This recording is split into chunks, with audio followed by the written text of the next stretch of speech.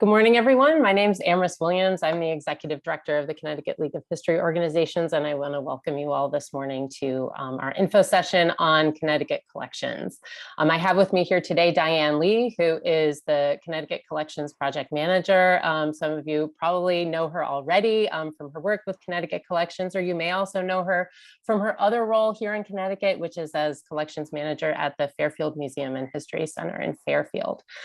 We are really excited to have a great big group here today. We're excited to share with you more about the Connecticut Collections Project, make sure everyone kind of has the basics, and then give you some updates on new initiatives that we have going on with the project right now.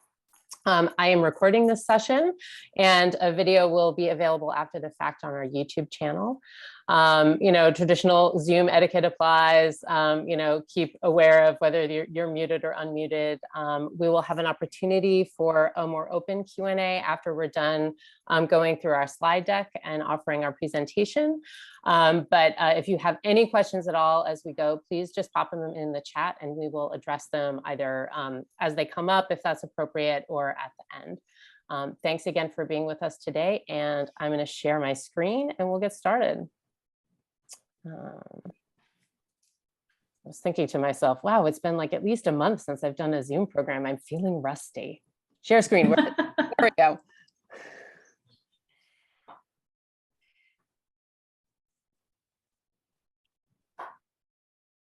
Let's get into a slideshow view here. Okay.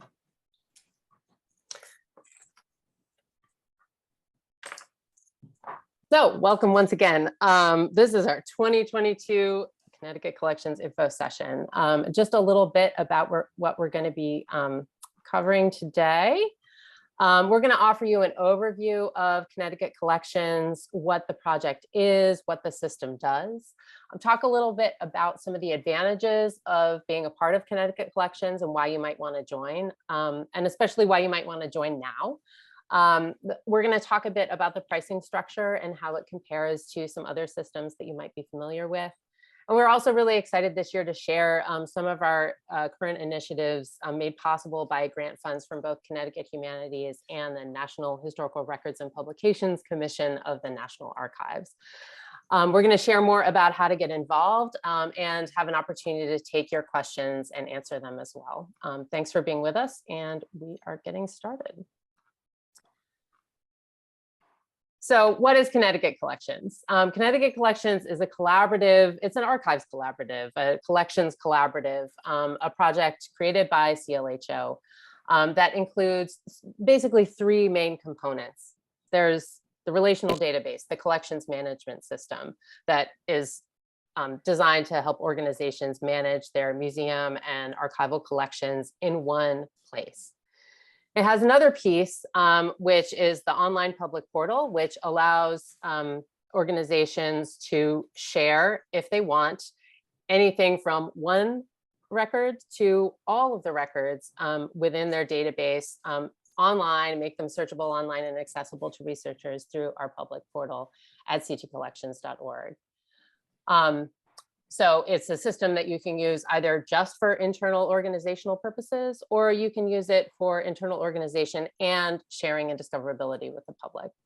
And the third component of the system is the digital preservation piece. And this is basically through a collaboration with the Connecticut Digital Archive. We're able to offer all of our users permanent digital preservation for all of their records and media through the CTDA. So this is long-term preservation for your materials. We are a statewide project growing every year. We got our start in 2015 with a few pilot members, but the system has grown every year, and our user base extends to all corners of the state. We currently have over 30 members and are adding new members each year. So this is a list of our current active members. And as you can see from this map, they really span the entirety of the state. And as you can also see from this list, it's a lot of different types of institutions that belong to Connecticut Collections and use the system and have found it useful for their organizations. Everything from small all-volunteer historical societies to larger museums like Mattatuck, and special collections at independent schools, at the Coast Guard Academy, historic houses like the James Merrill House, and ethnic and cultural centers as well. So we really are proud of the diversity of different kinds of organizations that have found Connecticut Collections to be a useful home for their materials, and are really excited to grow the project in years ahead. I'm going to hand things over to Diane for a little bit. She's as our sort of main expert on collective access and the project, is going to walk you through a little bit about the internal workings of Connecticut Collections. Hi, everybody. It's good to see everybody and have you here this morning. So just going to talk a little bit about collections management system versus just saying a database. Collections management system is basically to manage everything you have, know what it is, where it is, and also how it relates to itself and to other things in your collection. There's a lot of options available out there right now. And there's a lot of ways to track your collection, you know, whether it's just an Excel spreadsheet or a Google spreadsheet. FileMaker, a lot of people use. Past Perfect is a very popular option. Museum System or TMS, and there's a ton more out there that's like too many to list for what the availability is for you to be able to do that. Next slide, please, Emma, unless you handed it to me. So the collections management system versus a database. A database is just a collection of data that you store in rows and columns. It's up to you to kind of control it and search for what you need and see how things relate to each other, whether everybody, you know, group of items has the same maker. You have to go through and search and make sure that data is in there. The collections management system relates those things together. It enables you to search and organize various aspects in a more comprehensive fashion. So you don't always have to make sure that you spell the name the right way in every single cell entry in Excel sheet. You have one maker has its own record, their own record. And once you relate those items to that maker, they're related and you can pull them up at will. And it lets you just make sure that, you know, all of your things that you want to know the history of it and why it's important to you, that you can just look at one thing and it relates automatically to everything else and finds other things in your system to be able to find it. Next slide, please, Amrit. Before I do that, I just wanted to say too, there's various modules in this, which we'll see another slide on later. What are some of the advantages of this kind of a system is it's cloud-based. So you don't have to be on one computer in one room where there's only one user at a time. As long as you have an internet connection, you can connect to this system. You can have all 10 of your people or all of your volunteers working on everything on their own, at home, all at once, doesn't matter. It's built on open source software, so there's no big fee to buy a proprietary software from a company. Amherst will get into fees and membership and all that later. But it's also, this is customized with our needs in mind. All the institutions in Connecticut, what's important to us, what we need to put into our records to make it usable for everything. You can share your collections online through the public portal. Amherst kind of said it earlier. You don't have to. It's available if you want to share things online. You don't have to. And you choose what to make public. You can go through on a very granular level, and I want to make this widget public. I want to make this chair private so we can see it because the record's not ready yet, or we don't need people to know about it, things like that. The fun part is it's also searchable a bunch amongst all the Connecticut Collections members, whoever is chosen to be public. So you can kind of compare and contrast what other groups have. Or if you're putting on an exhibition, you can see who else has quilts or who else has something that'll relate to what you're doing to kind of help you expand the scope of your exhibition, possibly. The public items that we're sharing are will be automatically populating to the CTDA, to the Connecticut Digital Archive, which we'll talk a little bit more about later too. And it's part of that and part of the digital preservation aspect of that. We'll talk a little bit more about. And Amros will get more into the affordable pricing on the sliding scale for your organization's budget. Thanks, Next, Diane. please. Yeah. So as Diane mentioned, Connecticut Collections is based on, it's essentially a customization of an open source collections management system called Collective Access. Collective Access is used by organizations around the world, and we work directly with the software developer Whirligig, which is based on Long Island, to run the system. As Diane mentioned, it runs through your web browser. It's based in the cloud. One of the advantages of this is we routinely do upgrades within the system without passing those fees on to you. We don't have a limit on the number of users. It's not limited to, like Past Perfect being on one desktop that's sitting in the collections room at your institution, for instance. We offer support as a part of the package. It has this online presentation component, the public portal that we've already talked about. We also offer automatic backup for your data, in addition to the server that we run that holds all of the data, the relational databases for all the different organizations, and that runs the public portal. We also have an additional backup server in the cloud, and we are currently in the process of setting up an in-house hardware server in the CLHO office to offer a redundant data backup here in Connecticut as well, so that while we still always recommend that users back up their own data, there are redundant backups that we offer as a part of the package. Connecticut Collections is customizable and flexible. Like I said, we work directly with the software developer.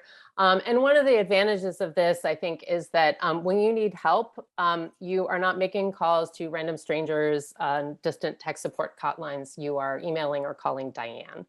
And we're also in the process of hiring, thanks to grant funds from Connecticut Humanities, an additional person to work on the system as well, who'll be working closely with Diane and offering some complementary skills to hers, who will be another point of contact and outreach for our users. So if you're interested in learning more about Collective Access, you can visit their website, see some of the other institutions around the world that use Collective Access, and see kind of what the public side of the system, looks like at different institutions.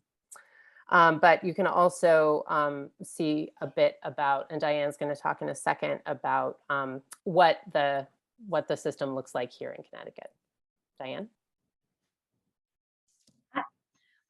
So kind of like what I said earlier is we tailored this to fit what our needs would be. Talked to a bunch of different institutions when we did the pilot project, ran through a couple test runs just to see what would make sense for people.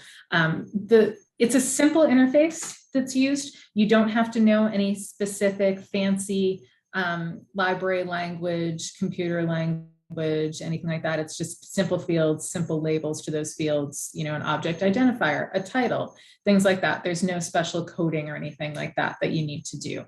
It's pretty user-friendly, pretty easy learning curve. The learning curve is honestly more of like how to do the actual cataloging of what you want to say about your object versus writing it into the system.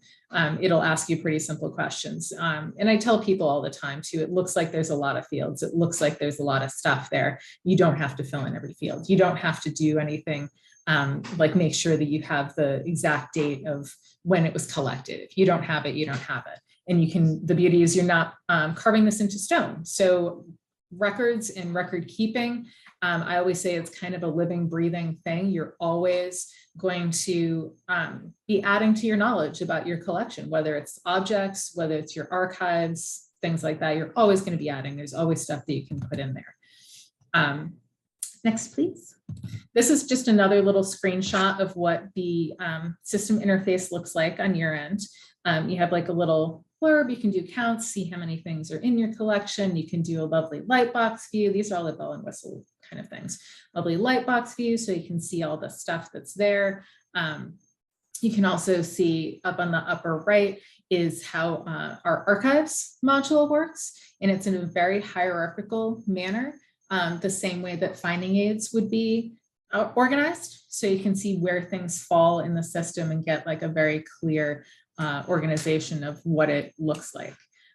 With at the bottom right, where like a finding aid we can format and put out. So you don't need to know special, again, library fields language necessarily. It fits into very reasonably named fields that should make sense. There's also, when you're in the system, and you can see it, we'll talk about going into the sandbox later. You hover over like the title of a field and it tells you what that field is for and how to use it. So if you're not really readily familiar with a phrase, it'll tell you what that is for. Next. We also have a public portal that's available. This is our current version. We will be under construction and upgrading our portal, and Amherst will talk more about that. But it'll go in, and this is where you can do advanced searches on things. You can browse different people's collections. If you go onto the page right now, you get a little bunch of images of what something is. So it's very easily distracting. You can go on and be like, wow, that's a cool little sewing machine. Let me just click on that really quick, and you forget what you're looking for. But it's a lot of fun just to see what's in everybody's institutions and what's out there and what people are using and making available to everybody. And if I can just butt in here too, just to say, one of the advantages of being a part of a consortium like Connecticut Collections is that your materials, if you want to make any of them public, they don't exist as an island that people have to navigate to your website to find. They get aggregated in, through the public portal, through the CTDA with other publicly searchable, museum and library collections in Connecticut. So that a researcher might be more likely to find your, or just as likely to find your stuff while they're searching for, sewing machines, on our public portal or on the CTDA or through the DPLA, and find you as a result of their interest, rather than having to know that you have a collection strength at your little institution in Connecticut in, historical sewing machine, records and artifacts. So that's the discoverability piece. And that's really one of the big advantages, I think, of participating in a project like Connecticut Collections. Exactly, all of that. And I find it really helpful too. Like I think Irma said, Mattituck Museum's on there. So if I have something that I know is from Mattituck, like one of the like Chase Brass Company or something, I'll go and look and see if Mattituck's got something similar to what I have on their site, so I can find out more information for my own record down in Fairfield. And I'll look up and be like, oh, they have one of these too. Great. I know they know what they're talking about because they have a huge brass collection down there, like Chase Brass Collection. So I know that I can get more information from their knowledge too, which is really great to have. And that gets into sort of the user community piece of this, and we'll talk about that as well. Go ahead, Diane. Okay, so digital preservation through the Connecticut Digital Archive. If you've not heard of the Connecticut Digital Archive yet, this has been going on for quite a few years. I know they're over 5, they're probably closer to 8 at this point. They're a hub for the Digital Public Library of America. And what that means is that people who want to get their collections online can upload their images, their collections, their records. It's media based. So we're really looking at preserving the media files with something. You can upload to Digital Archive and sends it up to the DPLA. So it's, expanding the reach even farther. And I knew Greg would chime in. Thank you, Greg. CTDA is going to celebrate its 10th anniversary in 2023. So yeah, exactly. We need a party.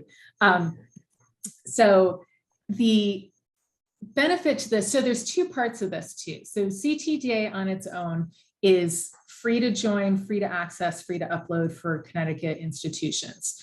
So if you're only looking at, I just want my media up there, I just want to preserve it, I don't want any of this other tracking stuff, you can talk to the Connecticut Digital Archive. It's great. What we're doing, and we've been working with them since we've been around, is kind of joining those two components together. So you have your own collections management system, but your media files that are attached will get uploaded to Connecticut Digital Archive, and they'll be preserved there. And exactly, and Greg chimed in too, it preserves digital content, not a collections management system. So we kind of work in partnership. And this has been a question that everybody's had forever. Like, which one do I join? For different things. We're for organization, CTDA is for preservation. So by if you're one of our members, you'll totally get the preservation aspect of it from CTDA, and you won't have to do any extra work. CTDA right now is in the midst of a huge upgrade, which everybody's super excited about, and it's looking really good. It'll make for better ease of use for people searching and researching, which will be great. But it'll also make it easier for people to upload data, things like that. For us, we're going to have a connector that's going to newly fit to the new upgrade in CLHO or CTDA, so that you won't have to do anything. As soon as you're uploading stuff, it'll go to CTDA. If you don't want it public, it'll still be private. It'll just be preserved. You don't have to do anything extra for it. If items are public, they'll get added up to CTDA with everything else. If you do go on there and check it out, it's a really interesting project. If you have a lot of questions about them, go to ConnecticutDigitalArchive.org, and there's an about page with all that they can find out about. And Amherst, want to talk about part of the statewide digital network? Yes. Sorry, just making sure there weren't any chat questions that that we could address right now. Yeah, No, I mean, Greg I is think being the very point about the helpful. connector with the CTDA is that if you belong to Connecticut Collections and are using that to manage your collections, you automatically get the digital preservation piece for everything. And then you also get the public discoverability piece by having all of your public stuff pushed to the CTDA, and from thence on to other, digital hubs, essentially hubs for digital content, that just makes it easier for people to find your stuff. And you don't have to do anything extra. So this, really talks about, brings us to another big advantage, I think, of being a part of Connecticut Collections, which is that it connects you to this digital network statewide. In addition to working closely with the Connecticut Digital Archive out at UConn, Greg and his team out there, we also work closely with folks at the Connecticut State Library, Conservation Connection, Connecticut Humanities, and are part of the Connecticut Collections Alliance, which is a group of organizations that are working to ensure that our digital cultural heritage within our state is both preserved for the long haul and also made as accessible to the public as possible. So at an organizational level, we are participating in these statewide conversations about digital initiatives, how to make materials more accessible to the public, how to grow the digital infrastructure statewide, to help make it easier for organizations to belong to Connecticut Collections, to add their materials to the CTDA, to get the support that they need to digitize items, according to best practices and things like that, that they have the training and support that they need through programs like the Traveling Archivists, or other initiatives that we're working on right now that I'll talk about in a moment, to do the cataloging and creation of finding aids that Diane was talking about, that really often is, for many organizations, especially if you're all volunteer, you don't have a staff archivist or a collections manager, that can often be the limiting factor. So we're here participating in conversations and trying to advocate for, funds and support for our members in order to help them, manage their collections better. Because if you don't know what you have, it's impossible to interpret it to the public. Okay, so the big question is probably on everybody's minds is how much does this cost? So as with CLHO membership, being a part of Connecticut Collections is based on an annual fee. You can think of this like if you have Microsoft Office subscription or something like that, or you're using, Creative Cloud or something. This is essentially your annual software subscription fee. And it's based on a sliding scale that works in the same pots as our organizational membership brackets. That's based on your organization's annual budget. And these fees run from $300 at the low end to $2,500 at the upper bound at present. So this basically covers the cost of server space, support, maintenance, and includes technical support from us and resources for training. So one of the things that Diane does is she offers sort of 101 level and 102 level training to all our new users coming into the system, but that's also open to organizations who may have new volunteers or new staff members that they want to train on the system as well. We also have funds right now to help support additional training from staff at Whirligig, and we'll be rolling out some of those trainings in the year ahead. So that's sort of what it costs on an annual basis. If you are already using another system, such as Past Perfect, and you have data that you're happy with that you want to bring into Connecticut Collections, there is a one-time migration fee, which can range pretty widely. But this is a one-time pass-through cost that's basically, we get a quote from the folks at Whirligig. The cost really depends on how complex the data mapping is going to be between your system. This field goes to this field in Connecticut Collections, et cetera, and kind of the state of the data. And Diane and the League work with you to help prepare your data for migration, to help you minimize those migration costs. And we also have some funds right now to help subsidize migration fees for organizations that may be wanting to bring data into the system. But again, that's a one-time upfront cost, and it is only assessed, that one time. It's a pass-through fee. We're not making any money on that. This is kind of a mapping out of how the fee structure works. I guess the tabs didn't. Okay, well, this is the Connecticut Collections column.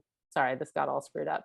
And this is the Past Perfect column. It's not going to look very nice, but essentially what, yeah, I'm sorry about this. I feel like editing this slide live so it doesn't look so crappy. It looked better before. Many of you are familiar with Past Perfect. Many of you are familiar with the desktop version. Past Perfect also has an online version, and I did a quick sort of cost comparison. This was probably a year ago, so these numbers may be out of date, but our fees haven't changed. It's possible theirs have. Connecticut Collections versus Past Perfect in terms of just the basic hosting for the server, for your database, for maintenance and tech support. Our lowest fees are $300. Their lowest fees are $745 a year, and running up to over $2,000 comparable to us. To add public access to that with Past Perfect Online, there's an additional fee, depending on how many records you have actually. So if you have more items in your database, and that you want to make public, that cost grows as well. But that's included with Connecticut Collections. If you want to add additional users to Past Perfect Online so that more than one user can log into the system and add stuff, that's an additional cost as well. But all of that is built into Connecticut Collections. So this is all just a little quick breakdown to say that this is very competitive pricing. We're really offering you an industry standard system at a really affordable rate, especially for smaller organizations, because that's what we're here to do. We're not here to make a bunch of money. We're here to support our members and our users and help give them the tools that they need to do their work better. I mentioned a few times that now is a good time to join Connecticut Collections, and this is because we currently have a couple of grants open. One, a state grant from Connecticut Humanities that is helping grow and support Connecticut Collections, sort of for the future, to help it better connect to growing statewide digital infrastructure around the state and make it more affordable for organizations to be a part of Connecticut Collections. And also from the National Historical Records and Publications Commission, which is a division of the National Archives, their granting arm. We have an Archives Collaboratives grant from them right now, which is a really, we're very excited about it. This is a 2-year grant that began back in April that is allowing us, along with funds from Connecticut Humanities, to make the improvements to the public portal that Diane talked about earlier. The NHPRC grant is also going to help us improve the archival features of the system. And the part of this grant that we're most excited about is that it's going to offer additional training opportunities or support for creating finding aids within the Connecticut Collections system for our users. From both of these grant funds, both from Connecticut Humanities and the NHPRC, we have the ability to offer additional training opportunities for our users. And we also have some funds available to help reduce the cost of data migration for people who want to bring, move from another system into Connecticut Collections. And I also want to mention, since I imagine many of the people in this call are recipients of operating support grants from Connecticut Humanities, both year 1 and year 2, which has just opened up, all expenses, both annual fees and migration fees, are eligible under for operating support grants. So you could charge that to your operating support grant. If you have a SHARP grant, similarly. And this is true for many of Connecticut Humanities grants as well. They've been really supportive of organizations joining the system. So if you have more questions about that, I would contact Scott or Leanne at Connecticut Humanities. But I just want to let you know that Connecticut Collections is eligible, especially for those operating support and SHARP grants, since I imagine there are many institutions on this call who have those. Diane? So as we're talking about all this, I'm sure there's questions about, no, we saw that little screenshot, but how does this actually work? Is this something that would work for us? So you can do a little test drive and go out and play in the sandbox at this address. So it's sandbox.ctcollections.org. The username and password are right here, so you can get in and try it out and just see what's there. The data that's in there is all basically faux data. Some of it is cleaned up, some of it's old data, some things people have been adding. You can add, edit, delete, whatever you want, just to kind of get in and see how this works, see the user friendliness of it and that kind of thing. So you can decide if this is something that might work for you, that has some features that you would like.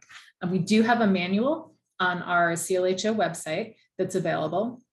It's last year's version. I'm still working on a version for this year, but for all intents and purposes, it'll walk you through everything that you need to know. So if you have a question about, can I do X, Y, or Z, read the manual, check into it. It's pretty straightforward. It's not a lot of technical stuff. It's a lot of pictures and arrows and circles and things that should be pretty easy to interpret. If anyone has any questions as you go through this, if you go and you try the sandbox out, you're like, well, I'd like to do this and I didn't see this anywhere, just contact us, contact me, use the ctco@clho email address, and I'll get back to you and we can chat about it before you really decide if you wanted to apply or not. We do an annual application process. Just because we like to group everybody's joining the collection all at once, we can get everybody in like in a cohort in one class. This year, the applications are due Friday, September 23rd. They're very straightforward. There's no like right or wrong answers. It's more of an exercise for you guys to kind of go through and think through the process and, think about your collections and bring everybody on board and see if this would be something that would work for you. There's no obligation to join if you apply. If you just want to go through and do the application and be like, oh, let's talk to them about this and let's go through this and find out, that's totally fine. It's really not a competitive, it's not a competitive application. It's just essentially an intake form. So I don't want getting to know you. Yeah. It's a getting to know you. Tell us about your organization, why you think this is good for you, why you think you can, you want to be able to do this, what it would do to help you. Highly recommend emailing ahead of time if you have any questions or thoughts about this or anything that you would want to ask about beforehand or questions that you see. Always email me. It's totally fine. And Yeah. Amherst has and so the information, the link is there. Just go to the CLHO page. It's splashed all over the Recently place. It's updated applications you and do now. Yeah, improved. yeah, exactly. So again, you can visit our website for more information and a run through.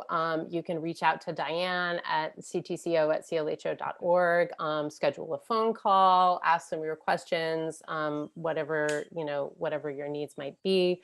Diane is really the best person to get in touch with if you're curious about the system or aren't really, are feeling sort of on the fence.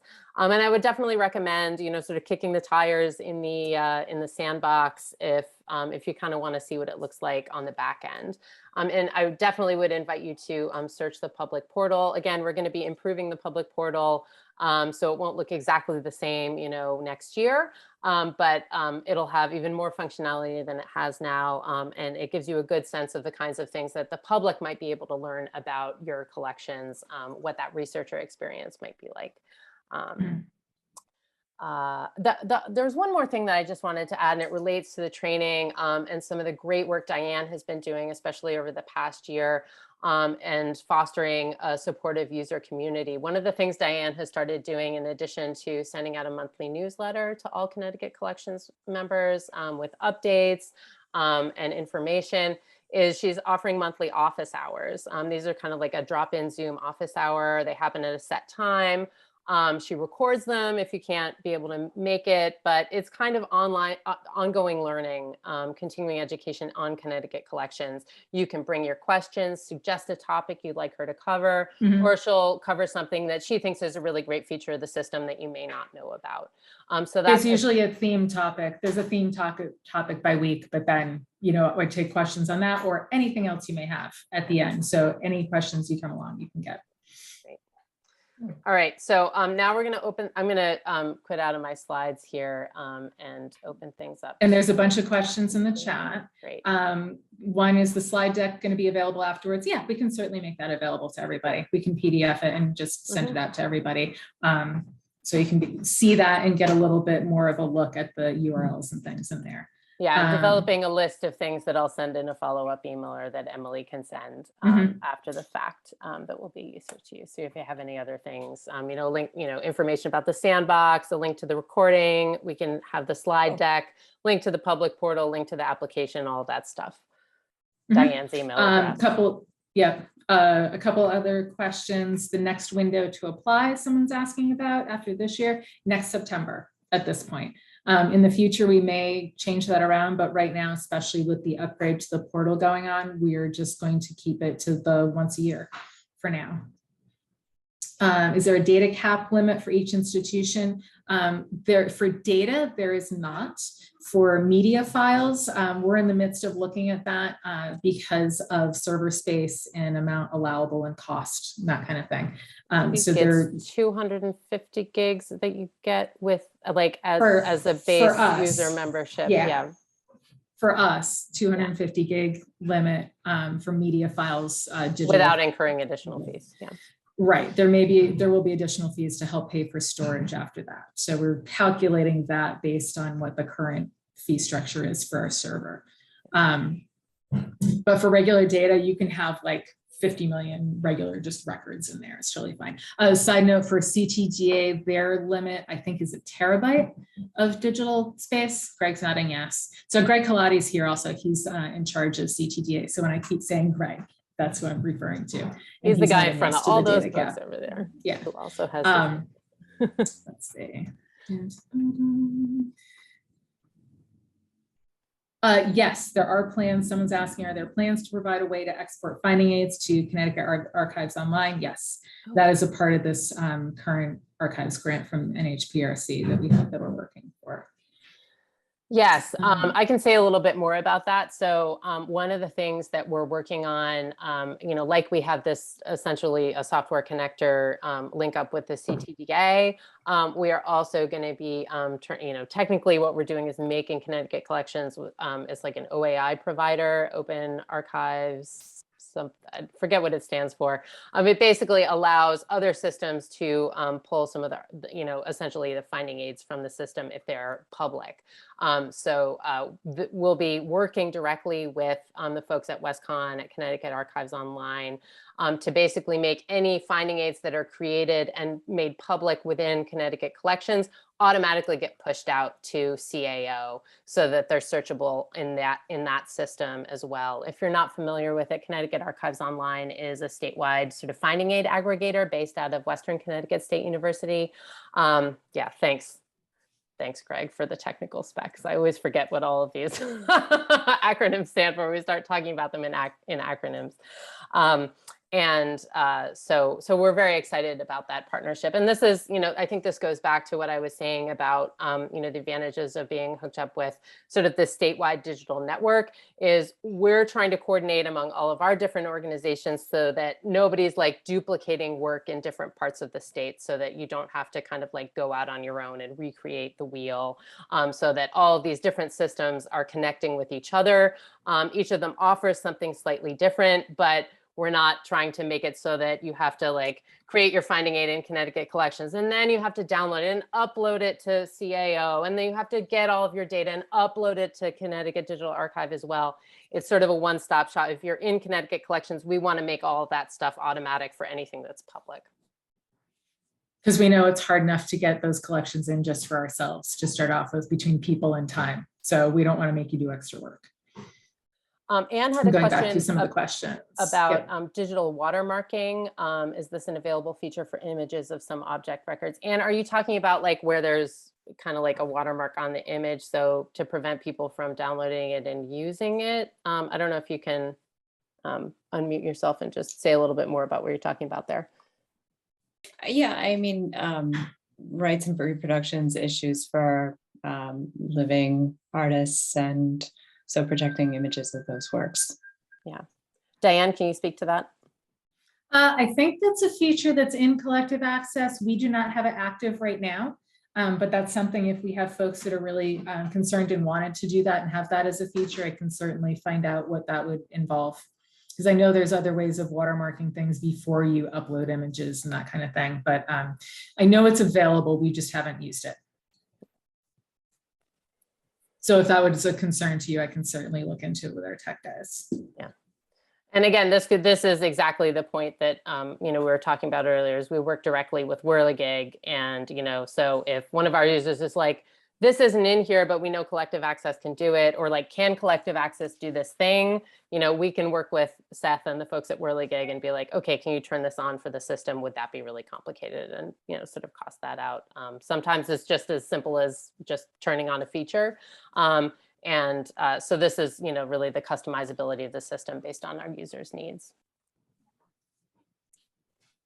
I'm looking through some of the questions that were up before. I think Greg did a great job of answering a lot of people's Connecticut Digital Archive, Digital Public Library of America. Thanks for being questions. our ringer here, Greg. Kevin had a question about multimedia files. Yes, media files are an important part. So, there's information, all of your metadata, but you can add, really, I think it's how many media files can you add to a record, Diane? 250 gigabytes worth. Okay. you can add whatever you want. Yeah. It'll take like multiple. Images, audio, video, it's important to, keep in mind best practices on, digitization. You don't want to be like wasting all of your space by uploading giant images that don't need to be quite so giant, or uploading tons of video, unless you are, just because of that, server space. Yeah, we support basically all manner of multimedia files that you might want to download. And we're also working with, for the new public portal, to have better ways of displaying things like oral histories and videos in the public portal. That's a part of our redesign right now. Someone asked if fees for 2022 cohort can be paid in our 2023 budget year. Sure, I don't see why not. Depends when your budget year ends. CLHO budget year runs June or July to June. Yeah. So yeah. So it depends when your budget year is, but yeah, Bruce, just get in touch with us about that. Yeah. We can make something work for you. Kathy wanted to know how many training sessions are there? Is it via Zoom or in person? Currently, the last 2 years, it's been via Zoom, and most all of our trainings have been recorded and available online to members. Training sessions, there's when you join, when you first become a member, there's like a 101 training session, how to log on, how to navigate a little bit. Then we've done a second level of using some of the more bells and whistles. We can also do training on demand. If you're like, I want to train all of my staff and all of my volunteers, can we set something up? Sure, not a problem. There's ongoing, like I said, a lot of these are recorded, so there's ongoing on our YouTube channel too.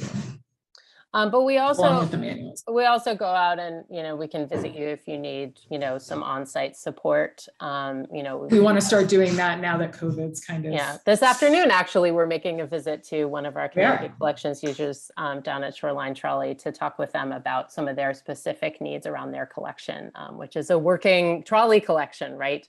That they need to maintain in some particular ways. So, we like to do site visits when we can with our users. And we also, just to get to the question about in-person training, we have funds in our Connecticut Humanities Grant right now to do both online and in-person trainings with staff from Whirligig on the system in the year ahead. So we haven't scheduled any of those yet, but I think we've budgeted for, at least 2 virtual and 2 in-person over the course of the next year.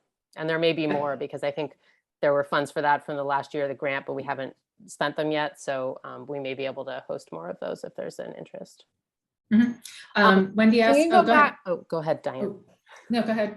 If you're on I was just going to say there was a question from, I want to go back to Kimberly's question, which I think in a lot of ways is related to Anne's question. It's about kind of like Kimberly's question, can people accessing our records download images of the work? And I wonder if you could talk a little bit more about, are there settings that you can change to make it possible or impossible if you don't want people downloading, the image or the media file, for instance? Right now, we haven't done that, but we can. If you don't want to be able to download, there can be some kind of thing built in that you can say, no, I don't want this downloadable. And as far as CTDA, that's a great question, because I honestly don't remember. And that's more technical. For ours, you can download. If you don't want to, we can figure out how to do that for your institution.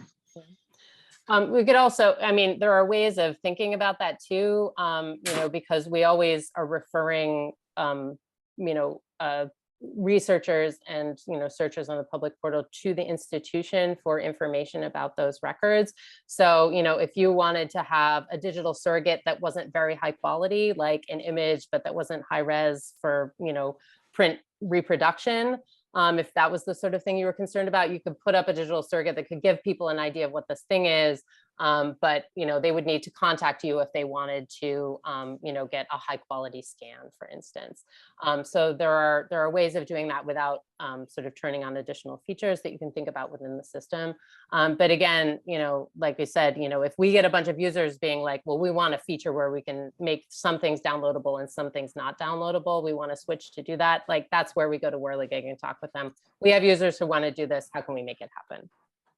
And actually I have something to add on that, because with Kimberly saying contemporary art is of concern. Yeah. There is a place for copyright statements, use statements, to say, this is owned by somebody else. You have to ask them for permission. Obviously that doesn't stop some people. They'll still do a screenshot and, crop it and use it.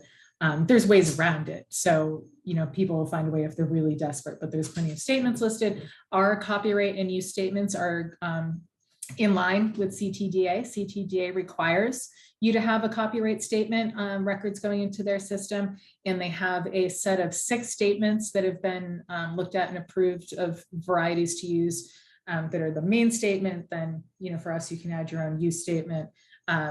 This will be going in with the new upgrade for our portal, and then it'll be visible. So it'll be on the person to do it. And again, that's kind of a question of, do you just want to put a watermark on it and kind of go from there? But we can work with you to figure that out. Claudette had asked a question about searching and is it available for persons, histories, and connections to items in our system as well as items. Yeah, I mean, it's a pretty robust search feature that will search, keywords. It will search entity records. So like, people, like, a person who's related to this object, things like that. Is there anything else you want to speak to around that, Diane? I lost track to what you were saying because I was looking at the other questions in the That's chat. okay.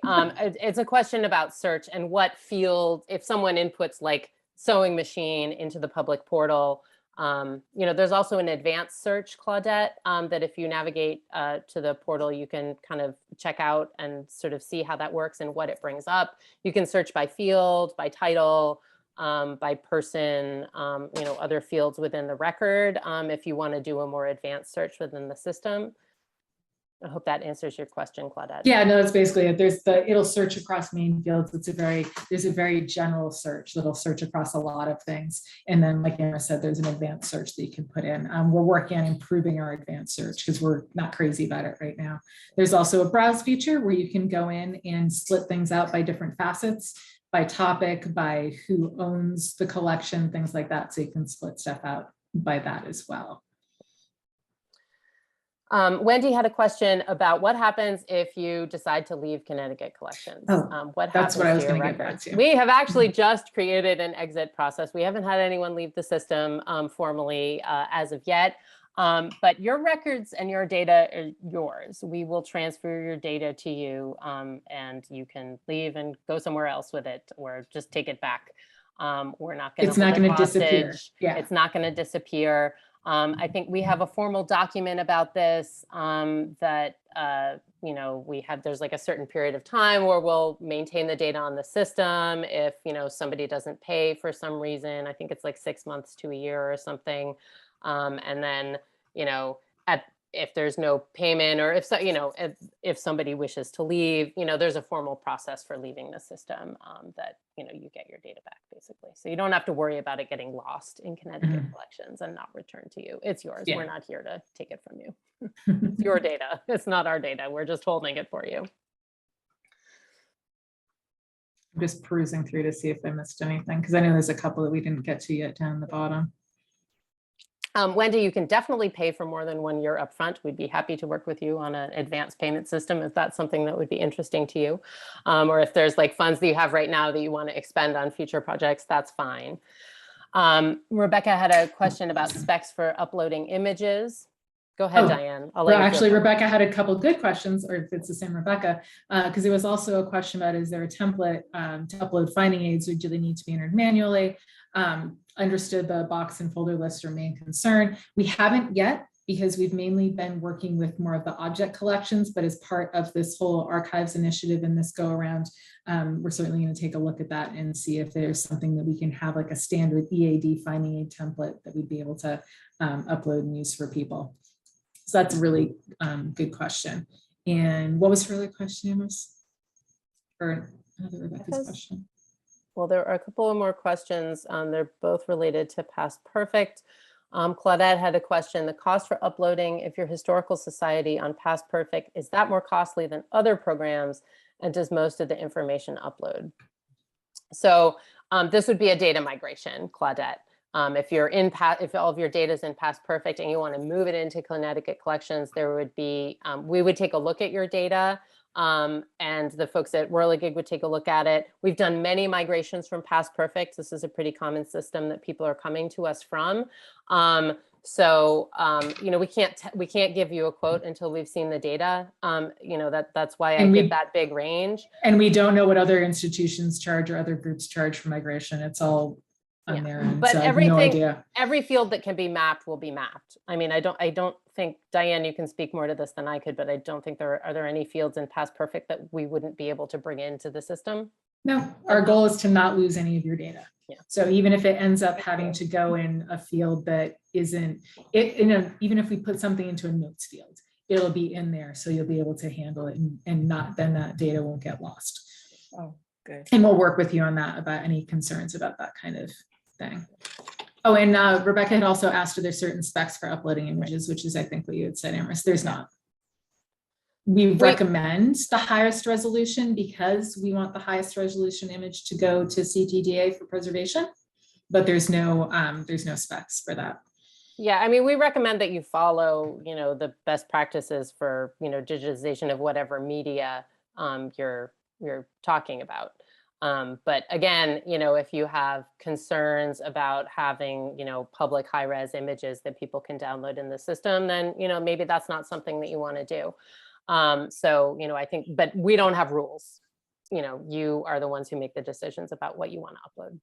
And in general, with the whole system, we don't police your records. This is a system for you to use to go in and put the data in that you want. We're more than happy to help you if you need help on how to do something, but we're not going to sit there and tell you, you can't do this or you can do this on some level. So, it's up to you to figure out your own workflows and your own way of going about things and what's going to work best for your institution. Because at the end of the day, this is your system to use to best help you. We might, when it comes to the archives, we're probably going to do a little bit more policing with that or extra help with that because of the work with Connecticut Archives Online to make sure that it all fits into the standards that they look for. But other than that, for the regular records and things like that, we're not like looking at your data going, they're doing this wrong. They should do this way. We'll certainly help you when you need it though. There was another one that I just saw. I think the last one that I saw here, and I don't know if Greg still has his hand up. You had your hand up before, but the last question that we have in the chat right now is, he shakes his head, no, is from Kevin. Is there such a thing as a functional comparison between Connecticut Collections and Past Perfect? Oh, you're asking me? Yeah, not that I know of. I have limited Past Perfect knowledge just from going around and helping other institutions with this. So anecdotally, I can certainly talk to you about it, but day-to-day workflow wise, there's not a functional comparison that I know of. There might be on collective access site, but I don't know if there is one. Yeah. Yeah. And John, I mean, I tried to work up that. I haven't used Past Perfect extensively myself. So, it would be, one of our users may be able to offer, we could connect you potentially with one of our users who came in from Past Perfect, because we do have several of those. I think one of the things that, I can just speak, I know I'm certainly biased, but, speak to as advantages of being in Connecticut Collections as opposed to something like Past Perfect's online version, which would be sort of a kind of comparable system, which is that your data isn't an island, right? If you make stuff public, people are finding, they don't have to go to your website to find it. They can find it through other channels. So that gets more people, it makes your collections more discoverable if you want to be connecting with your public. And I think that, during COVID, we all realized how important this was to have a sort of digital presence that people could continue to connect with. But also that, we're not limiting you on the number of users. So it's not just like a piece of software on one computer, or even in Past Perfect's online version where you could log in through a web browser. We don't limit you by the number of users, so you're not paying additional fees to create an account for your volunteer who's doing a bunch of cataloging for you, or create an account for your intern for a little while because they're going to be making a finding aid for this collection and you want them to do it in the system. So those are some of the things that I think that Past Perfect Online and other systems can't really do at just their most basic level for you. One thing we do not have in collective access and Connecticut Collections is we don't have the membership tracking or documentation aspect of it that Past Perfect has. So there's no membership component. Yeah. And currently there's not a way to generate deed of gift forms and things like that. One of our other groups out in Minnesota, that's kind of our partner group almost, that we've been kind of moving along at the same rate. She's got something in her system to generate deed of gift letters and things like that I want to implement at some point, but we're not looking at doing that right away. Okay, I think that exhausts the questions in the chat. Does anybody have anything else? And if we miss something, just email us. Please unmute yourself and speak up. I'm just spinning through one more time. Claudette, do you have a question? Yeah. Go ahead. This is involved. We're a little low on funds right now because we're building a barn. And so I'm looking into grants. So you said something about there are grants available that will assist with this type of thing. My question about the cost, that was the concern. There's Yeah. no way we could come up with $7,000. We might be able to come up with 1,000 or 2.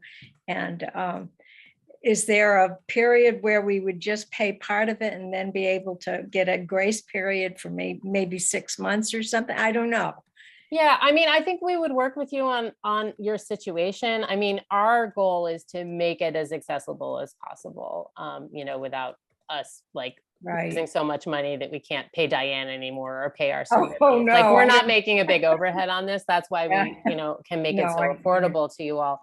I mean, I think if you have specific questions like that, you know, definitely Connecticut Humanities has been really supportive. And if you have any grant lines open with them, I mean, you know, you may have spent your operating support already, you know, year 2 of operating support, if you're coming in from that, for that, and we'll be having some info sessions about that soon as well. Okay. You know, those are funds.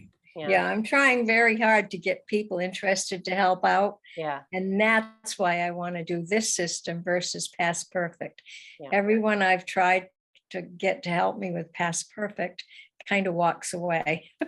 Yeah. It's just cumbersome and we don't have a great facility to work in. So this would be ideal for us. So I will push on. Yeah, I mean, I would definitely, you know, follow up with Diane if you haven't already, and you know, put together an application. We'd love to do what we can to help you come in. Yeah. Great. I've already applied. Yeah. They're there. Killingworth, right?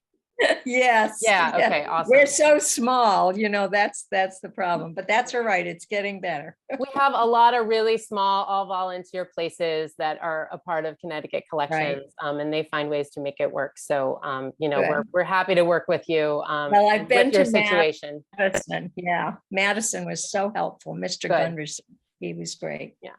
Bob's Thank one you. of our power users. So. Yes, he definitely is. Yeah, he's fantastic. Thank you. Yeah. I have a question. My name is John Capadonna from Wintonberry Historical Society. It's a pretty basic question. Yeah. I don't know what really is meant by digital preservation. Can you just please explain? Greg, do you want to take this one? Because Sure. I can do it, but you're going to be much better at it. Yeah, I'll try to make it as short as possible. Unlike physical objects like paper, where you can put them in a closet in a good storage facility and they will essentially last forever, and then 500 years from now you can pull it out and look at it because there's no intervening technology, right? Digital objects can't stand neglect in that the file formats change, the operating systems change, all sorts of things change to make it so that digital files that you could access 50 years ago, you cannot access because you don't have the intervening technology. What digital preservation does for you is ensures that in the future, the technology that exists, the object can be viewed with the technology that will exist. So we don't know what that is right now, but we make sure that we preserve what are called the bits, right? The ones and zeros. And then when nobody uses PDFs anymore, and that's coming, we don't know when, but that's going to happen, right? And nobody uses TIFFs anymore, and that's coming. We don't know when that's going to happen. And any of you that are old enough know about WordPerfect files and WordStar files and things like that, right? That's sort of the earliest thing. So digital preservation not only protects the content from getting lost, like, oh, we got rid of that computer and now everything's gone, but it also keeps an eye on what they call the viability of the files. And if those files are in danger of becoming obsolete, we move them to the next version of whatever it is. So that's what digital preservation does for you. Got it. Thanks. I'm looking for the same thing for my home movies from my kids from 30 years ago. Right, right. I Digitize know. them and upload them to the CTTA. I don't know. If you don't mind people watching your home videos, that is. Yeah, actually, we have the Connecticut Historical Society has a bunch of home videos from the 1920s that are just amazing records. Because you look at them and you go like, oh, wow, I'm watching Downton Abbey. No, wait, I'm not watching Downton Abbey. I'm watching real people. So they really are important cultural objects. Yeah. You might think about adding that to the Yeah. Well, Thank you. I mean, the whole Prelinger archive is based on, sort of like ephemeral film, through the Internet Archive. Got And, it. they were doing a whole project, I think, around home videos. Yeah. That's an interesting group. We are about 5 minutes past time, so I'm going to thank you all for being here, and thank Diane especially, and Greg for your expertise, and for chiming in there as needed. We really hope to see applications from you and your organizations. If you have questions, please don't hesitate to reach out to Diane. I will make sure that a follow-up email goes out to everyone who registered with the slide deck, a link to the recording, live links to the public portal, to the sandbox, etc., so that you have that information at your fingertips and can share it with others at your organization or other colleagues who you think might be interested. And again, thank you for being here. Enjoy the end of August and have a wonderful Labor Day weekend. We'll look forward to seeing you at some of our upcoming programs in September, of which there will be many. Thank you. Thank Take you. care. Thanks, Al.